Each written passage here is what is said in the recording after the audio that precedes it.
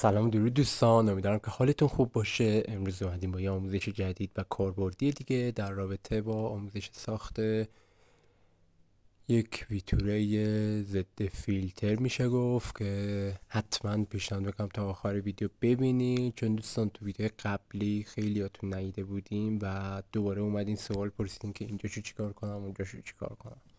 ویدیو رو حتما ببینید چون مشکلی باشه که گفته باشم تو ویدیو بهتون پاسخ داده نخواهد شد.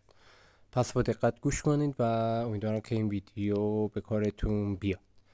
یه آدرسی هست که باش میتونیم پل‌های به اصطلاح تور رو میتونیم بگیریم. این آدرس رو من میذارم تو کانال، حتما ذخیره داشته باشیم و یه جا و ازش میتونین استفاده بکنید.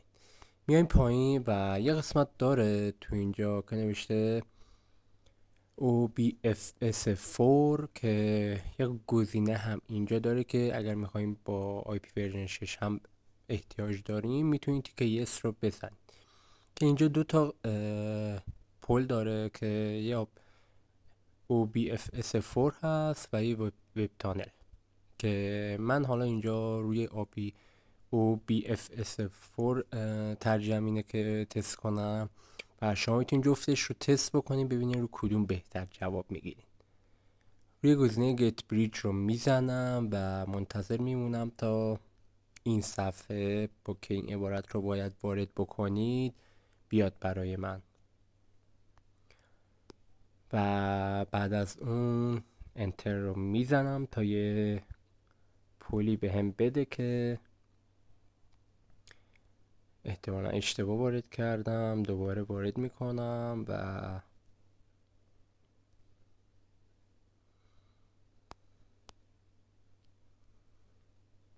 الان بخواد گیر بده دیگه گیر میده. من حالا کوچیک بزرگشم با دقت وارد کنم ببینیم به چه صورت هست. خب بذارین من با یه کانفیگ دیگه وصل بشم. دوباره میزنیم و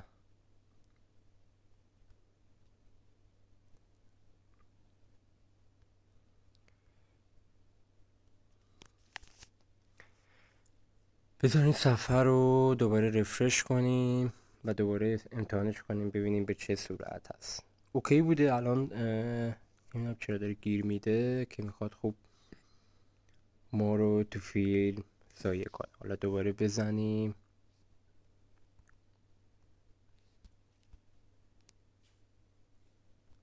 خب الان اوکی شد. دوستان ببینید از این قسمت که بهتون میده شما گزینه کپی آل رو میزنید. کپی آل رو که زدین بعد خودش هم اینجا گفته تور براوزر رو دانلود میکنید و وارد تور براوزر که شدین اون بالا سمت راست یه چرخ دنده داره. چرخ دنده رو که کلیک بکنیم روش روی قسمت بریج کانفیگور بریج کلیک میکنیم و وارد این صفحه میشیم. به صورت پیش‌فرض این خاموش هست دوستان که با زدن این قسمت شما این رو وارد میکنیم پلتون رو به همین راحتی. پلتون رو که وارد کردین اوکی رو میزنیم و استارتش میکنیم. خیلی سریع هم بس میشه دوستان و شاید بار اول یکم طول بکشه اما بارهای بعدی مشکلی نیست. و حالا تستش میکنیم ببینیم روی ایرانسل به چه شکل هست. برای همراه اول هم دوستان جوابگو هست، مشکلی نیست از این بابت. و یه تنظیمات هم داره قبلش که وارد ستینگ میشیم و پر اپ پروکسی رو کلیک میکنیم و اینجا دوتا تیک ها رو گزینه ها رو روشن میکنیم و تور براوزر رو سرچ میکنیم و تیکش رو میزنیم که حتما دقت کنید این تیک خورده باشه دوستان. که بعد از اون میایم اون بالا سمت راست مثبت رو میزنیم، گزینه ساکس رو کلیک میکنیم و یه اسم دلخواه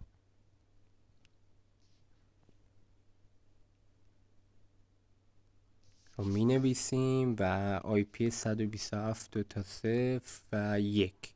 پورت رو هم 9150 میذاریم دوستان و حالا رو کانفیگ میزنیم و دوباره تست میگیریم ببینیم به چه صورت هست. پینگ خیلی خوبی هم میده نسبت به حالا خب تنظیماتی که داره، اما پایدار هست دوستان، میتونین بهش به راحتی وصل بشین. اگر مشکل VPN دارین و یا اختلال دارین، این گزینه میتونه گزینه خوبی باشه واسهتون و پیشنهاد میکنم که بقیه هم که مشکل دارن حتما پیشنهاد بکنید. سوالی مشکلی هم بود دوستان حتما تو کامنت همین ویدیو بپرسین و امیدوارم که این ویدیو کاملا به کارتون بیاد و ازش به خوبی استفاده کنین. ممنون که تا آخرین ویدیو همراه ما بودیم. متشکر. خدا نگهدار.